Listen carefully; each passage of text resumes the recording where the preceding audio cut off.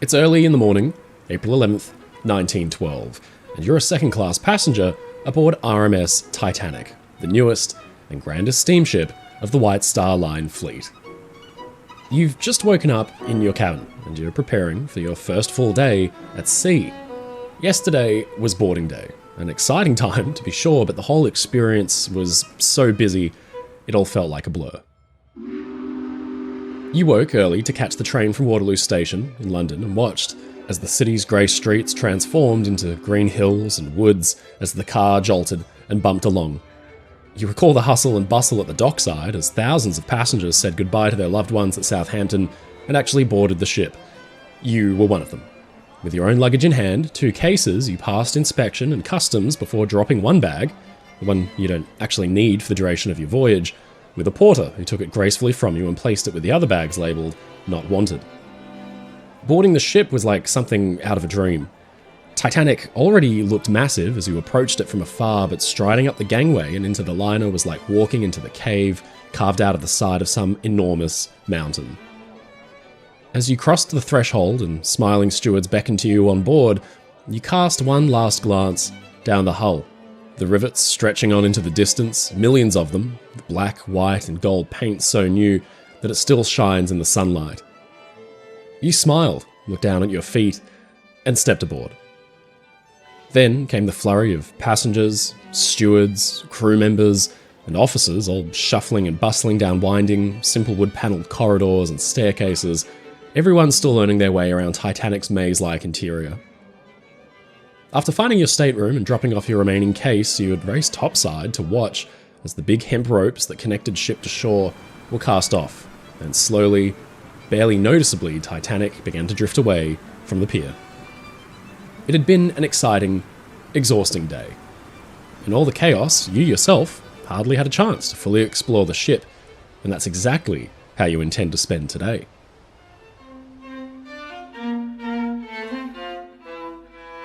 You sit up in bed and look around, taking stock of the stateroom. It's a spacious and well-appointed affair that makes you wonder how grand the cabins up in first class must be.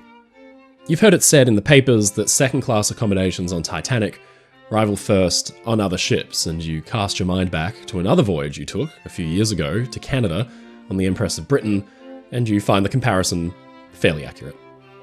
Your bunk is plush and comfortable, made from solid mahogany, which perfectly matches the mahogany dressing table by the bed, and it's here that you find your ensuite wash basin, mirror, and storage shelves with plenty of space for toiletries. You're sharing this cabin with another passenger, a young man from Argentina, travelling alone on his way to his brother's wedding. The two of you have chatted a bit since boarding, and you seem to get along quite well, though he seems more interested in studying than chit-chat. Certain additions to the room serve to remind you that you're crossing on a ship built for a new age. For example, even the electric lights in your room shut themselves off automatically when you leave, and switch themselves on when you enter thanks to a clip mechanism actually attached to the light and the door. You look forward to finding more little novelties like this as you explore the ship, and it seems the White Star Line has spared no expense when designing their newest liner. You hop out of bed, pull your clothes on, bid farewell to your roommate for now, and step out of your stateroom to make your way towards the second-class dining room because it's time for breakfast.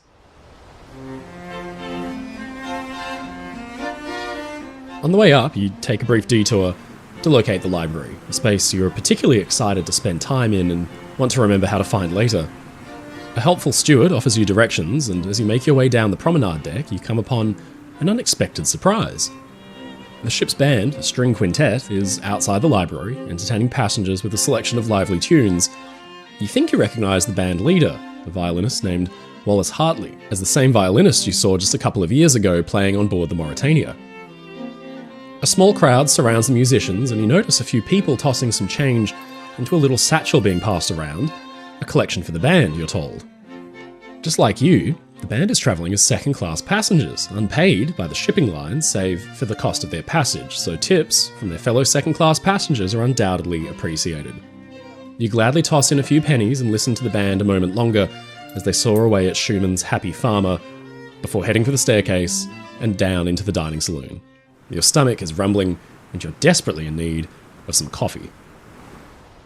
Down the gorgeous wood-panelled stairs and After a few wrong turns, you find yourself walking into the dining saloon, and if your cabin had reminded you of how far accommodations in ships had come, then this room just drives the point home even further.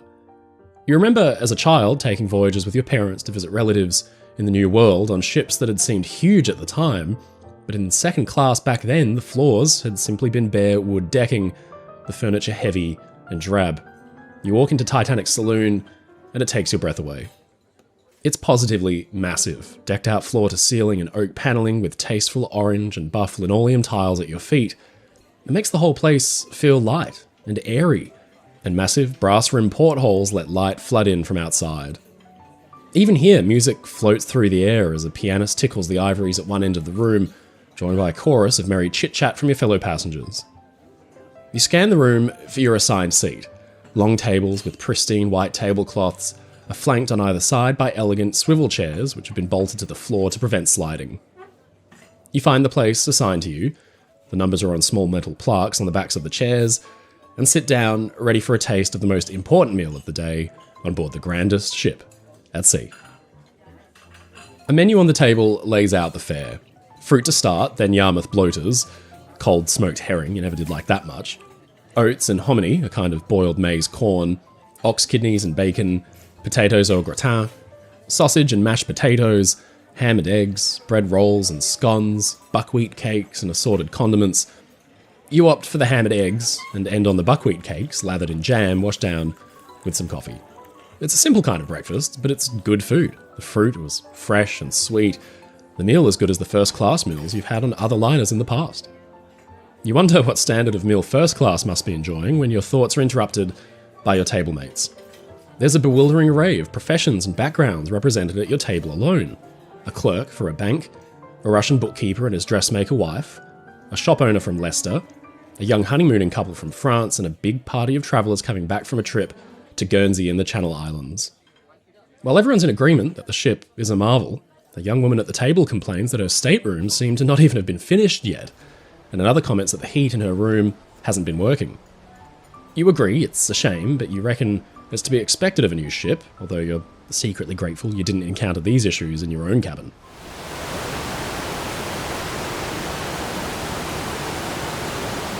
With your belly full and the day still young, you decide the next order of business will be taking a stroll around the ship to get the lay of the land.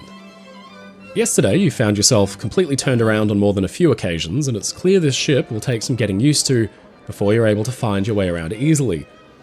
Thankfully, the Endeavour is made just a bit more convenient thanks to the addition of a single electric lift for use by the second-class passengers, saving you countless trips up and down winding flights of stairs. This is the first of its kind ever offered in second class on board a ship. In fact, you've never seen one before, so it's quite the novelty, but unfortunately, other passengers think so too, so the wait times can be long. You decide to skip the queue and make your way up 2 decks to the B-deck second-class promenade, hoping for a bit of fresh air. As you step outside, the chill of the early April morning brings some colour to your cheeks, and it's then that you notice the green hills of the Irish coast drawing nearer.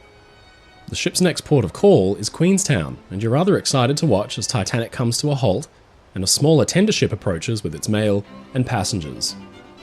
A similar process took place just last night when the ship called at Cherbourg, France, but with the first night's dinner and daylight waning, you weren't really able to get a good view. But now it's about a half hour before noon, on a perfectly clear day, and the view from your spot on the promenade is ideal. You watch the tender, her nameplate, reading SS America, making her way for the towering liner that absolutely dwarfs her by comparison. You find the sight almost funny, as though the tender is just a newborn cozying up next to its mother. You linger for a bit, watching as the Titanic's newest passengers gawk with delight at the sight of the new ship as they board. They're a motley bunch, migrants mostly, in rough brown sack suits and bowler hats, lugging heavy old cases filled with everything they own. You've read all about the huge migration boom to the US, the huge movement of people across to the New World in steamers just like Titanic. From up here, they look like a long, thin trail of ants trundling aboard. One smiles up at you and waves, so of course you wave back. The crew are busy, meanwhile, with big brown sacks which they dump unceremoniously on the deck of the tender. Damn it, you forgot to write to your family back home. You promised you would. The letter would have been posted aboard the ship and loaded into one of those bags down below you, but it's too late now. You'll just have to write them from New York. The process of getting all passengers and cargo onto the ship and unloading everything bound for Queenstown will take a couple of hours all told, so after a bit, you step away from your spot against the railing and head inside to warm up a bit in what promises to be your new favourite place to while away the hours on this voyage, the library. Your love of books notwithstanding, the room is warm and inviting as any you've seen on land. Comfy green armchairs and sofas wrapped in forest green upholstery and nestled against small mahogany tables scattered around the room, and the hourglass-shaped carvings on the walls give it a subtle, modern feel. A library steward stands near the large floor-to-ceiling bookcase that you think looks rather more like a large china cabinet, and you see him handing out books to fellow passengers, who then happily settle into the armchairs. Other passengers busy themselves writing letters and postcards back home. There's certainly plenty to write home about. Once they're finished, they'll drop their letter into a small box outside the door of the library, where they'll later be collected and landed at New York when Titanic stops for quarantine. You've seen it all before on the Mauritania. As for you, nothing sounds better than a bit of peaceful reading time. So you approach the bookcase, browse the gilded titles on the spine of each book before finally landing on an old favourite, The Adventures of Sherlock Holmes. The steward takes note of your selection and you find a seat near a window, content to watch the ocean roll past while, in your mind's eye, you step across the threshold of 221B, Baker Street. Time marches past without you hardly noticing, absorbed as you are in your book, but you look up from the pages long enough to catch a glimpse of a nearby clock and realise it's almost lunchtime. Already, you notice how quickly the time seems to pass on this voyage as you hand your book back to the steward and make your way to the dining saloon again. Breakfast feels like it was just moments ago, but you'll never turn down an excuse to indulge a bit. You're not sure what you'll find on the menu yet, but if breakfast was any indication, you're in for quite the treat. On your feet again, you make for the door, open it to leave, and suddenly come face to face with a huge metal pole, the base of Titanic's mainmast above. Why exactly the designers decided to place the door directly in front of the mast is beyond you. You step awkwardly around it and head for the stairs that will take you down to the saloon. Some of your tablemates are there again, but a few are absent, probably asleep on deck chairs beneath the looming fourth funnel on the boat deck under steamer rugs. Lunchtime discussion covers the situation in Europe, with Germany clearly arming and preparing for some kind of conflict, although you personally think this kind of talk is simply alarmist, and war with Germany this decade is about as likely as mankind ever walking on the moon. But eventually conversation turns to Titanic's progress across the Atlantic and her daily run. A few of the table have travelled on Olympic, apparently just as lovely inside as Titanic is, and they wonder if the newer ship will try to get into New York early. You secretly hope not.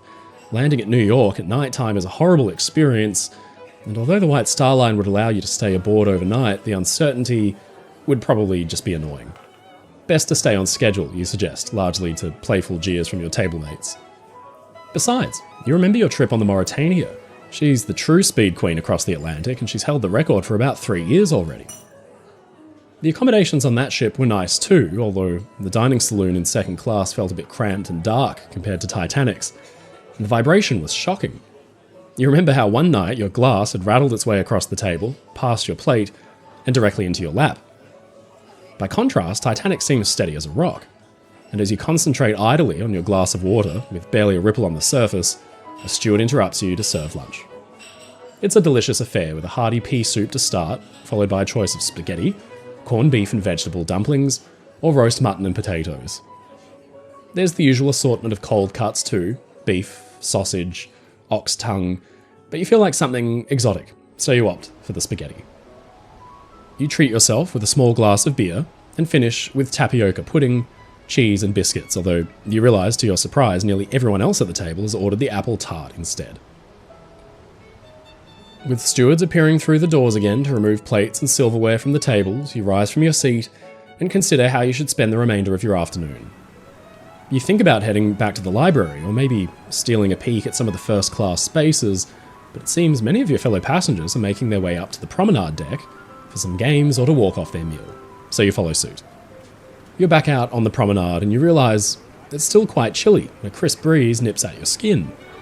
The people watching, however, is excellent, so you plop yourself down in a deck chair, pulling a wool steamer rug into your lap to combat the breeze as it rips up and down the deck. You glance around at the bustle of activity going on around you. Children are happily playing with their parents or each other. Passengers who were strangers just this morning are now engaged in excited chit-chat, and a young woman in a nearby deck chair has curled up for a nap. You certainly don't blame her and regret not taking a coffee with your pudding. Meanwhile, a group of passengers a little ways down the promenade is in the middle of a spirited game of shuffleboard, and you overhear their playful banter as they jokingly accuse one another of cheating. It's all very pleasant life at sea. The calm blue expanse of the ocean stretches into the horizon. The air seems to sparkle with laughter, and you realise how far away your cares feel at the moment. Just then, a young man to your left closes his journal and politely asks how you're enjoying your voyage so far. You aren't typically one to talk much with strangers, but you turn to him and notice his dress. A reverend, by the looks of it. His warm smile and friendly eyes, combined with the genial atmosphere on board, puts you at ease, and you quickly find yourself engaged in comfortable conversation. You both agree that the ship is marvellous in her appointments and design. He remarks that you can barely feel the ship moving at all beneath your feet, and you say you've noticed that as well. Save for the thrumming of the engines, you can scarcely believe you aren't on land. You tell him about your little glass incident on Mauritania, and he chuckles because something similar happened to him on the Kronprinzess in Sicilia. In turn, he cheerfully complains about his recent fight with a head cold, but thanks to a helpful passenger coming to the rescue with some medicine, he tells you he's now feeling enough on the men to enjoy some time outside their cabin. After a few more remarks on the weather and some speculation on the ship's run, the Reverend bids you good day with a kind smile, and you're left alone again, staring at the ocean as it spans out beyond the horizon, a vast expanse stretching 1,500 miles to Greenland. You yourself are beginning to feel drowsy from all the sitting around, so you decide to stretch your legs and head up to the boat deck. The views here are some of the best on the ship. Being the aftmost promenade deck, you find yourself naturally drawn to the ship's stern. There's another exciting reason to be up here. Down below, as you lean over the railing, is the first-class promenade, and you hope to catch a view of some of the luminaries and celebrities aboard. There, was that Benjamin Guggenheim? It looked like him. That chap there, he looks like John Astor, tall, with a moustache. Meanwhile, a child gazes up at you from a small group playing at the base of the mast. He blows a raspberry at you, and you think of blowing one back, but decide against it at the last moment. Turning around to face forward, you crane your neck up to stare in awe at the funnel towering above your head, with only the faintest trace of smoke emanating from its top, while the three other funnels further ahead seem to sigh out giant billowing clouds of smoke. You recall your first ever voyage at sea when you were a child. The pitching and the rolling, the bland food, the uncomfortable beds, the cold, cramped quarters. You can't help but marvel at how far sea travel has come. You feel as though you're watching history in the making, and suddenly you're quite excited to pen your thoughts down in a letter back home. The air has only gotten chillier since you've been up here, so you break away from the railing and make your way to the lift, finally available, where you head back down to sea deck, bound for the plush confines of the library. Once you arrive, you claim a table, glad to simply be a bit warmer, and brandish your pen and stationery. There's already so much to talk about, but you start from the beginning. You scribble out all the details about boarding, your stateroom, your roommate, the ship's beautiful furnishings, and even your new friend, the Reverend. You include the cursory apology for not having written before and having missed the mail drop at Ireland, and before long you notice the sun dipping lower in the sky. It's just about dinner time, we should be going, you hear a mother nearby say to her young boy, and you're beginning to feel a bit peckish yourself. You sign your letter with love and get it ready to send. Chances are you'll have even more to write about over the next few days, but for now it's time for the most lavish meal of the day.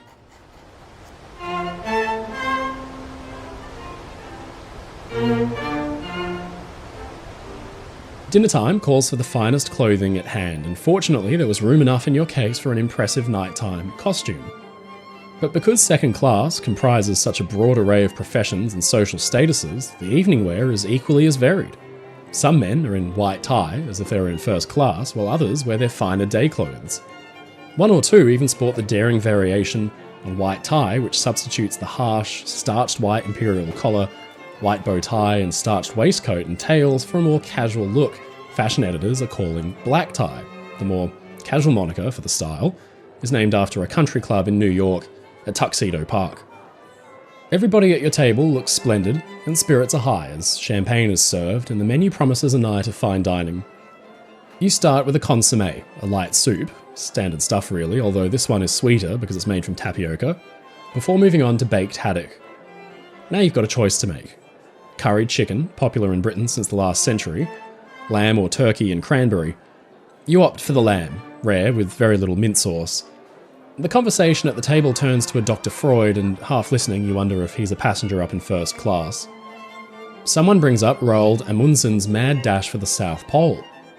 Last month, the papers ran with the Norwegian's wild exploits, and his expedition team had reached Tasmania.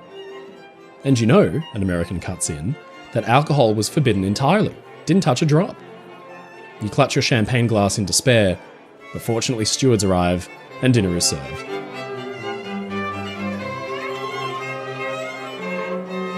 At the end of the meal, you feel full to bursting, and the champagne has left you with a pleasant buzz in the head. Light-hearted chatter fills the air as your fellow passengers linger near the tables, no one seeming in a terrible hurry to be anywhere in particular. It's a calm, pleasant atmosphere, the kind that makes you want to sit and stay a while. You're beginning to become well acquainted with your table mates, and you find that their company has made mealtimes even more enjoyable. But that's no surprise.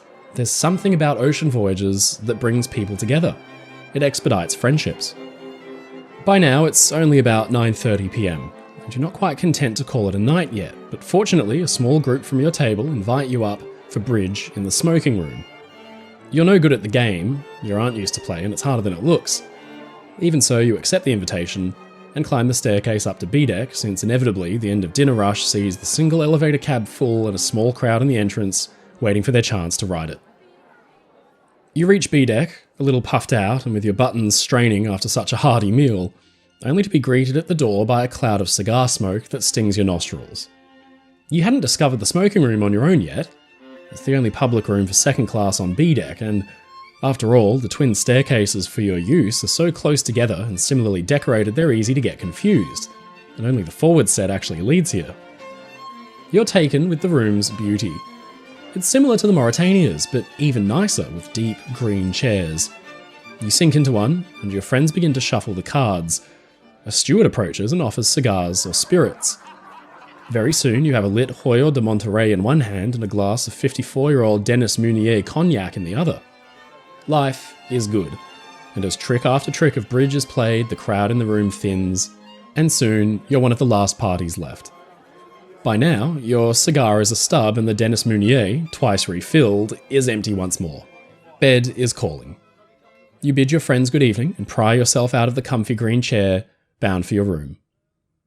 You reach your cabin, glad that Titanic's designers have seemingly placed all the second-class public rooms and cabins within convenient reach of one another, and after a brief but pleasant conversation with your roommate, who's still awake with his nose in a book, you slip between your sheets and close your eyes, listening closely to the rhythmic chugging of the engines, the only real giveaway that you aren't actually on land.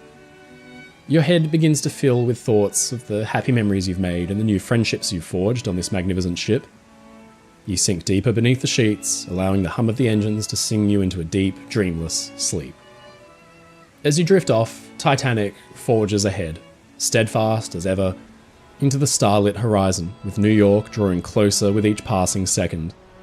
Tomorrow is another day at sea, and there's no telling who you'll meet or what surprises will be in store for you when the sun comes up. For now, you're safe and snug in your bunk, being whisked across the ocean as you sleep peacefully aboard the mighty RMS Titanic.